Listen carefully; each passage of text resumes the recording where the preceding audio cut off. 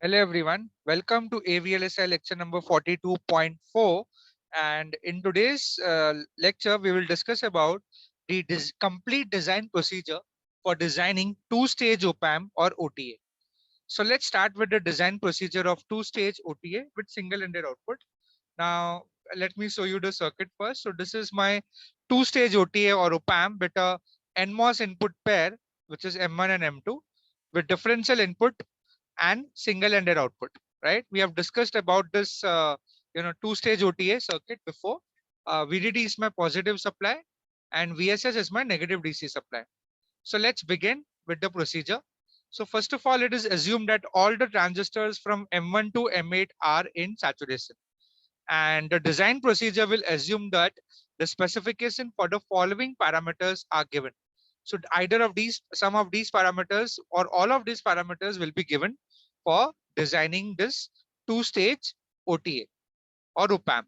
So first of all, the gain at DC, which is AV of 0, then the gain bandwidth product GB, then the input common mode range, which is ICMR, which is nothing but V in minimum and V in maximum. Then the load capacitance CL value will be given. Slew rate SR, output voltage swing V out minimum and V out maximum will be given. Power dissipation, phase margin or settling time, TS will be given to us, right? So all these specifications, all the parameters should be known, and your specifications will be based on these. I mean, your design procedure will based on these of the parameters. Now we have already seen in the last lecture about the design equations. Now we'll directly see what is the procedure step by step to solve the, those to design the two-stage OTA or op-amp. So step number one is we are beginning with the design procedure, right? So we are beginning with the design procedure to design this two-stage op-amp or OTA. So what do you mean by design? Design means you find the W by L ratio of all the transistors. There are 8 transistors over here, M1 to M8. So we have to determine the expression or the values of. I mean, in this case, we are just presenting a design procedure. So we have to, in order to design a two-stage op-amp, we should indirectly find out the W by L ratio of all the transistors. So let's begin now.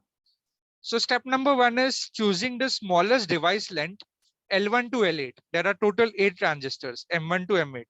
So we choose the smallest device length that will keep the channel and modulation parameter lambda constant and give a good matching for the current mirrors, right?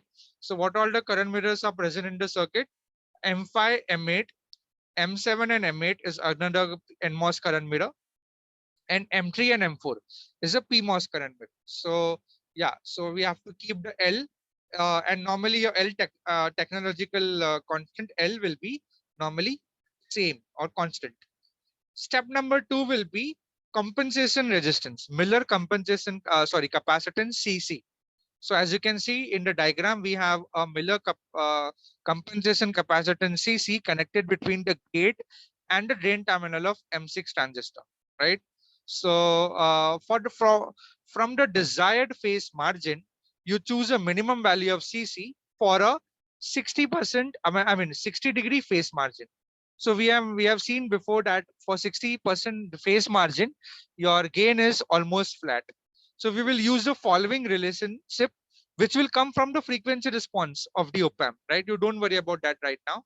So for achieving a 60% phase margin, your CC value should be greater than 0.22 times CL, right?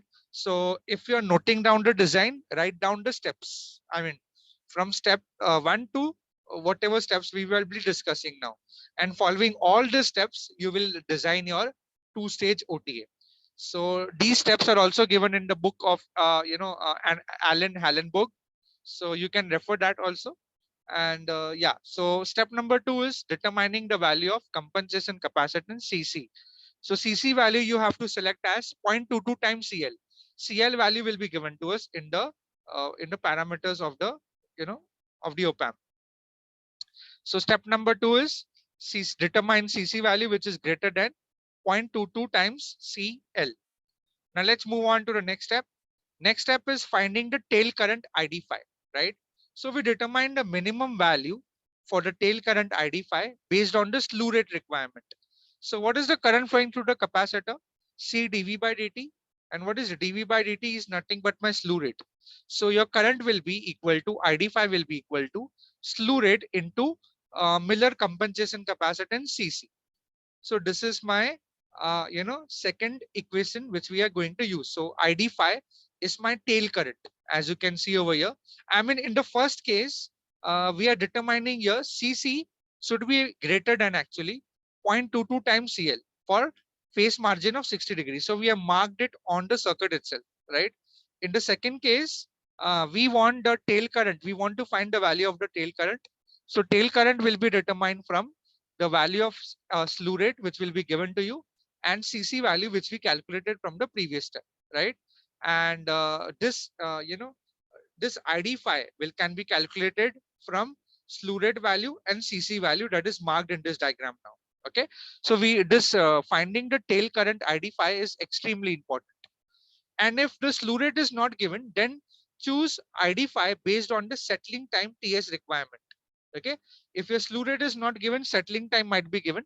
So ID phi can be approximated as 10 times 10 into VDD plus mod of VSS divided by 2 into TS, if TS is given, if settling time is given, or else we have to use the previous formula only if the slew rate is given. Okay, so this completes step 3 of finding the value of ID phi. Now, step 4 is size of M3 PMOS transistor. Okay, so where is my PMOS transistor? M3. So here is my PMOS transistor M3. We have to find the size. Size means we have to find the W by L ratio of M3. So basically we have to find W by L of 3. So basically your ID3 is half of ID5. M3 is in saturation. Now we have earlier assumed that all the transistors are in saturation. Why is ID3 half of ID5? Now, if you look carefully over here, the current flowing through M1 transistor and M3 transistor is same, right? And since the circuit is symmetric, the current flowing through M1 and M2 will be equal. And addition of those two will be equal to ID5. Therefore, ID5 divided by 2 current will be flowing through M3 and M1 transistor also.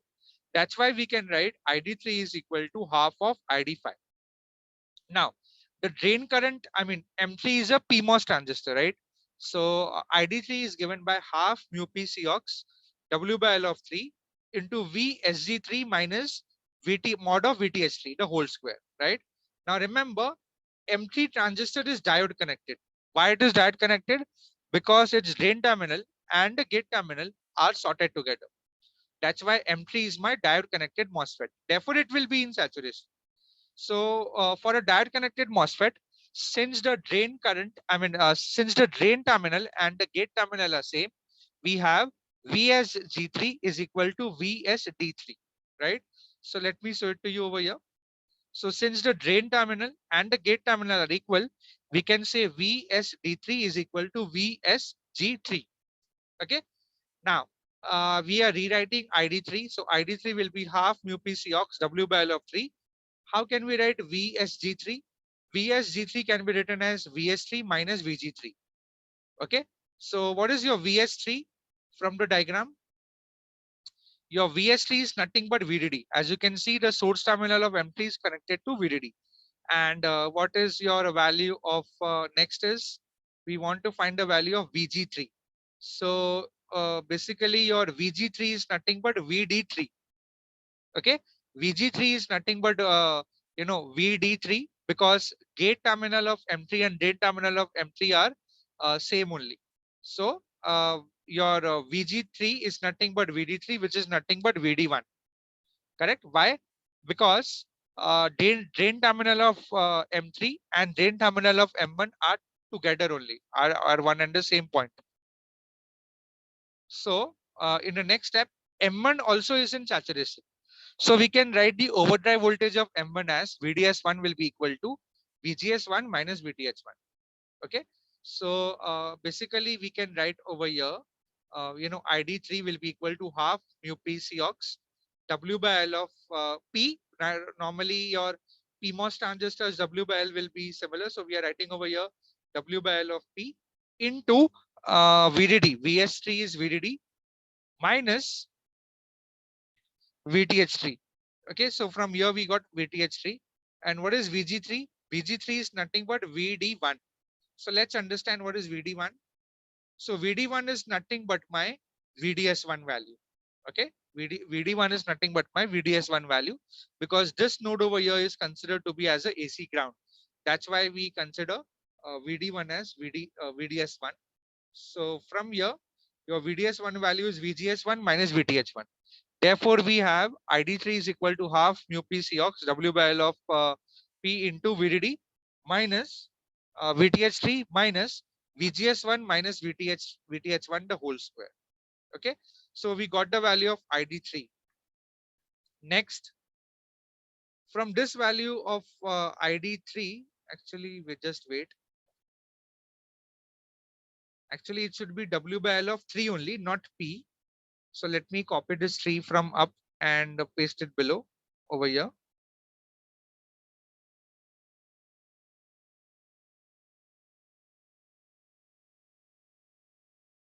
Okay, so from here we write the value of W by L of 3.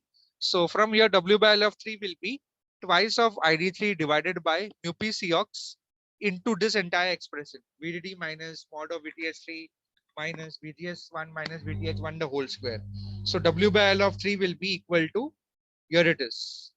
Okay, so it will be half W by L of 3 will be equal to, actually it should be twice ID. I mean, we will keep it as half only.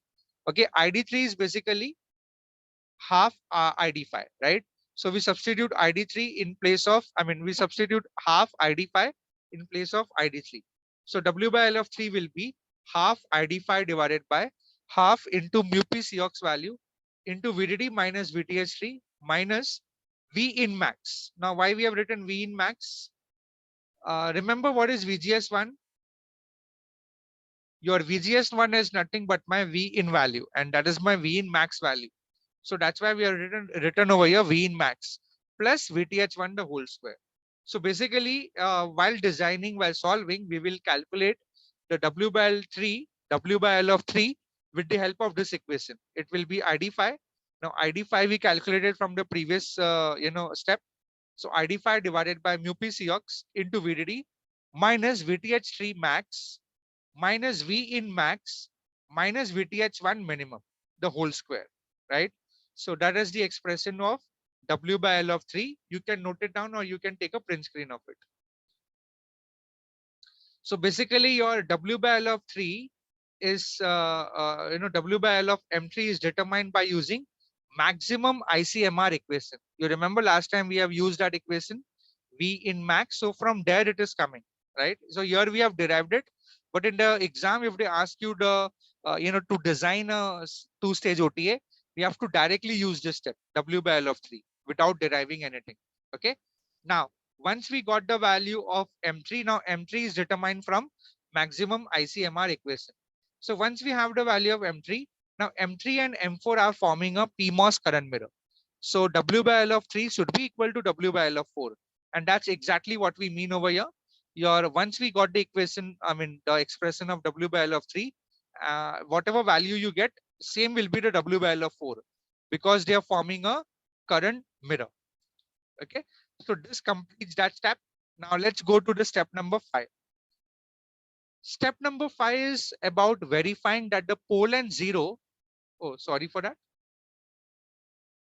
Step number 5 is about verifying that the pole and zero due to VSG3 and VGS3 and VGS4 will not be dominant, by assuming that pole of M3 to be greater than 10 times the gain bandwidth product. Okay, so the meaning of that is you have to keep P3, which is the pole of M3, to be equal to GM3 divided by twice VGS3 greater than 10 times GB value, right? So here it is over here. This is my VGS3 connected between the gate and the source terminal of M3, and here it is VGS4 again connected between the gate and the source terminal of my M4 transistor. So what is the condition? Your pole of M3 should be, that is equal to GM3 divided by 2 VGS3 should be greater than 10 times GB. Now, how will you calculate GM3? GM3 is basically, we know the formula, twice of ID3 divided by mu n Cox W by L of 3 into VSG3 minus VTH3. Actually, your M3 transistor is a PMOS transistor. So basically, this term will be a little bit different. Let me just go up and borrow it from there. Okay, just a minute. Because the M3 transistor is my PMOS transistor. So this step, there will be slight difference over here. Just pardon me for that. Yeah, here this will come. Okay, square won't come. Let me just add it properly.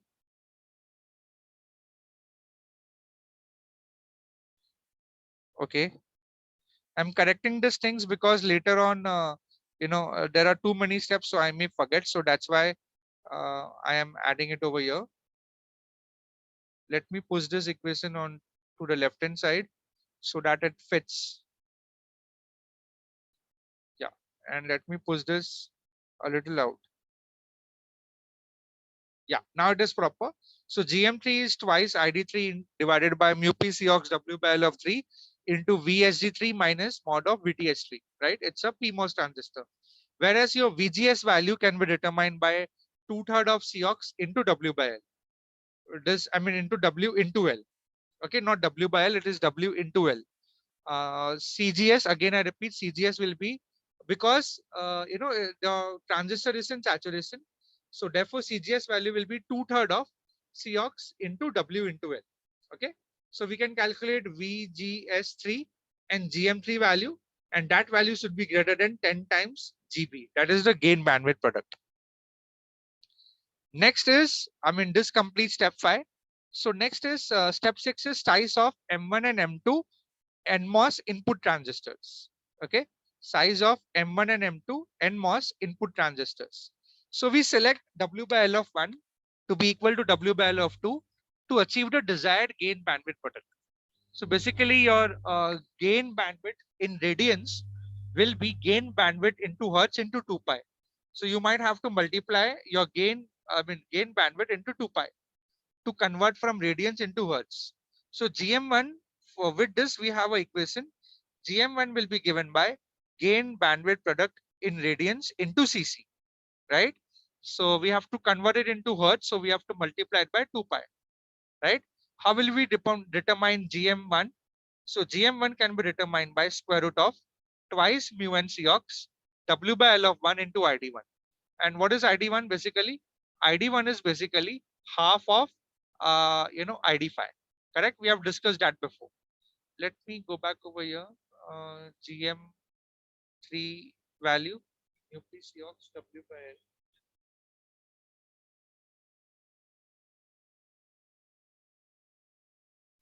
Okay, fine.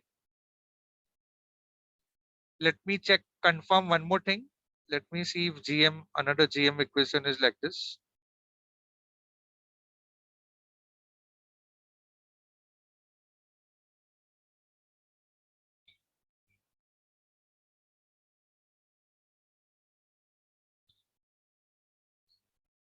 Okay, so just hang on a minute. Just let me confirm the expression for GM3. I think it should be this, but let me confirm it for sure. Because later on, when we move on to the other steps, then there should be all the expressions for GM1. All the expressions should be correct. So that's why let me cross check this value of GM3. So GM3 we got it equal to, let me just confirm it.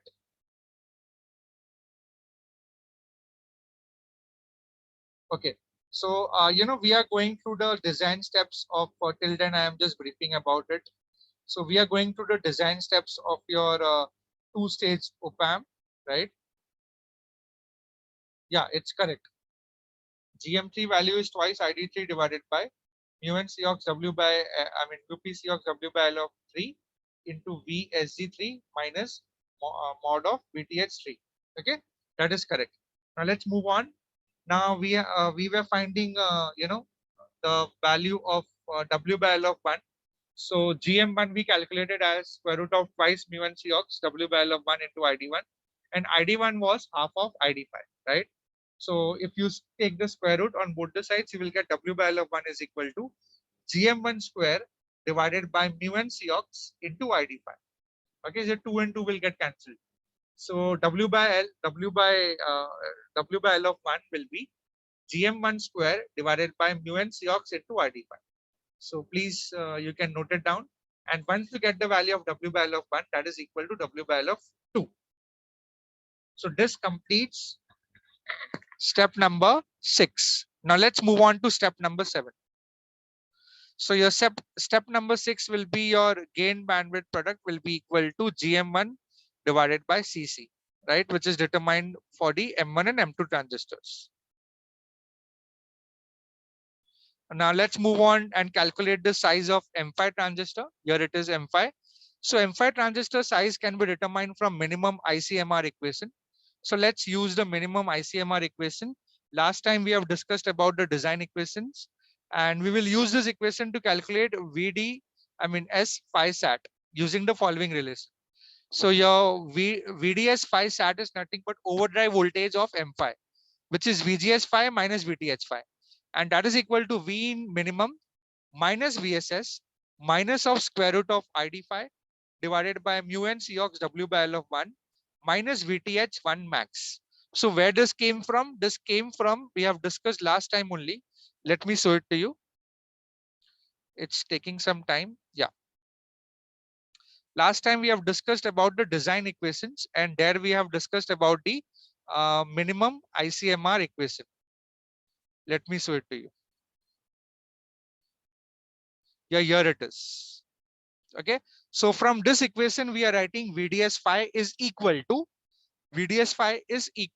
V in minimum minus of square root of ID phi divided by beta 1 is mu n Cox W by L of 1 minus VTH 1 minus VSS. So from here we got that equation. Okay. Yeah. So this is the same equation from there, right? And again I repeat, VDS phi sat will be equal to V in minimum minus VSS minus square root of ID5 divided by mu n Cox W by L of 1 minus VTH1 max. So from here, W by L of phi can be determined as follows. ID5 equation is half mu n Cox W by L of phi into VGS phi minus VTH phi the whole square. So from here, W by L of phi will be equal to twice ID5 divided by mu n Cox into VDS phi sat. Okay, so from this equation we'll find the value of W by L of phi, and basically we can keep W by L of phi and W by L of 8 will be same because they are forming a current mirror pair, because we want the same I reference current to flow through ID phi also. So that's why we want this sizing of both M phi and M8 to be equal. Okay, so your W by L of 5 will be equal to W by L of 8. So far we have completed and found out the expression for the sizing.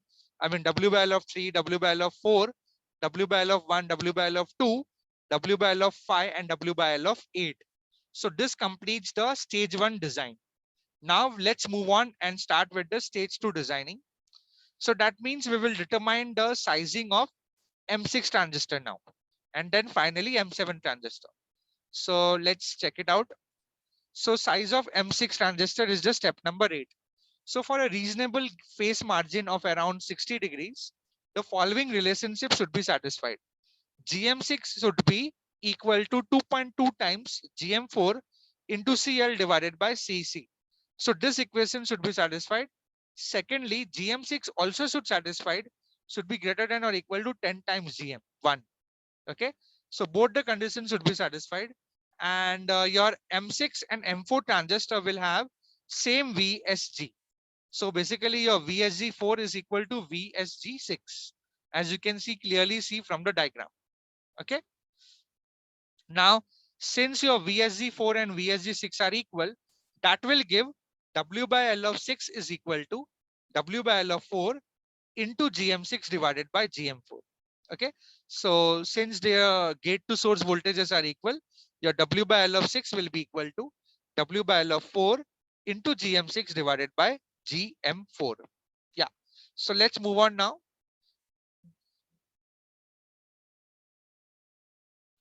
So next, step number 9 is calculation of ID6. Calculation of current ID6. We have calculated ID5 and now we have to calculate the current ID6. So knowing the value of GM6 and W by L of 6, ID6 can be easily evaluated. So GM6 is given by square root of twice mu P Cox W by L of 6 into ID6. So GM6 square is twice mu P Cox W by L of 6 into ID6. So ID6 will be GM6 square divided by twice mu P Cox W by L of 6.